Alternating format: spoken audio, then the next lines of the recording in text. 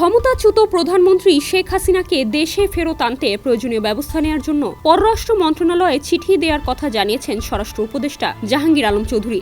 সোমবার বিজিবি দিবস উপলক্ষে পিলখানায় আয়োজিত এক অনুষ্ঠানে তিনি কথা বলেন।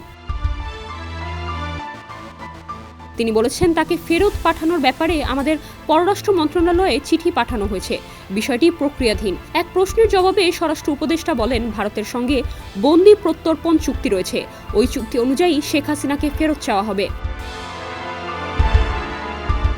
গেল 5 ডিসেম্বর পররাষ্ট্র মন্ত্রণালয়ের সাপ্তাহিক ব্রিফিংয়ে মুখপাত্র রফিকুল আলম বলেছিলেন, শেখ হাসিনাকে ফেরানোর উদ্যোগের বিষয়ে পররাষ্ট্র মন্ত্রণালয় একমাত্র অংশীজন নয়, অন্যান্য মন্ত্রণালয়ও এক্ষেত্রে জড়িত। তিনি আরও বলেন, আমাদের রোল প্লে করার সময় এখনো আসেনি।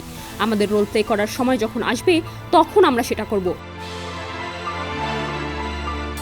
গত 5 অগস্ট প্রধানমন্ত্রীর পদ ছেড়ে ভারতে পালিয়ে যাওয়ার পর থেকে সেখানেই আছেন আওয়ামী লীগ সভাপতি শেখ হাসিনা। তার দলের জ্যেষ্ঠ নেতাদের কয়েকজন গ্রেপ্তার হলেও অধিকাংশই রয়েছেন আত্মগোপনে। ট্রাইব্যুনাল গঠন করেছিল আওয়ামী লীগ সরকার।